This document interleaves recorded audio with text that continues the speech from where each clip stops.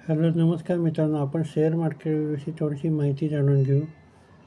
Number 1, share म्हणजे कंपनीतील भागीदारीतील एक छोटा हिस्सा आहे. दुसरं, प्रायमरी मार्केटमध्ये कंपनीतील सर्वसामान्य व्यक्तींना IPOमधून शेअर विकते. तिसरं, सेकंडरी मार्केट, आधीच विकलेले शेअर्स दोन गुंतवणूकदारात पुन्हा विकले जातात ते ठिकाण, स्टॉक एक्सचेंज. चौथं, शेअरच्या किमती वर खाली का होतात? नंबर 1 म्हणजे कंपनीचे कामकाज प्रदर्शन, मागणी व पुरवठा, महागाई निर्देशांक, व्याज दर, आंतरराष्ट्रीय घटना याच्यामुळं कंपनीच्या शेअरच्या किमती वर खाली होतात. त्यानंतर शेअर मार्केटमधून डिव्हिडंड किंवा भांडवली नफा या प्रकारे उत्पन्न मिळते. त्यानंतर शेअर मार्केटमधले धोके, किमती केव्हाही कोसळू शकतात. का कोसळू शकतात?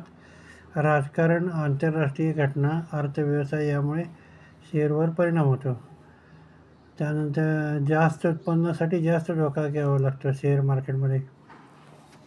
आता मूलभूत व्याख्या. स्टॉक एक्सचेंज म्हणजे एक असे स्थळ की जेथे शेअर खरेदी विक्री होते. त्यानंतर ब्रोकर म्हणजे असा व्यक्ती जो तुम्हाला शेअर खरेदी विक्री करण्यास मदत करतो. उदाहरणार्थ झिरोधा. बुल मार्केटमध्ये वर जाणारे, बिअर मार्केटमध्ये खाली जाणारे. शेअर मार्केटमधली रणनीती. त्यात पहिल्यांदा डेफिनेशन बघू, मूळ व्याख्या. NSE, BSE,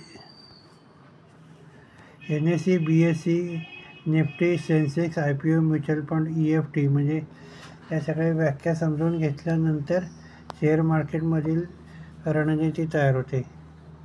त्यानंतर प्रत्येक कंपनीची माहिती घेऊन तिचा सखोल अभ्यास करा. किमती वर खाली कशा जातात ते पहा. त्यानंतर लहान रकमेपासून सुरुवात करा. चौथं म्हणजे सर्व गुंतवणूक एका कंपनीत करू नका. प्रत्येक कंपनीमध्ये थोडीफार गुंतवणूक करा. त्यानंतर मोठ्या काळाचा विचार करा, 3 ते 5 वर्ष. शॉर्ट टर्ममध्ये किमती कमी जास्त होतात, पण लाँग टर्ममध्ये किमती स्थिर राहतात आणि वर जातात. सिस्टमॅटिक इन्व्हेस्टमेंट प्लॅन म्युच्युअल फंडमध्ये करू शकतात. दरमहा SIPसुद्धा असते. त्यानंतर धोकादायक गुंतवणूक टाळा. ओके.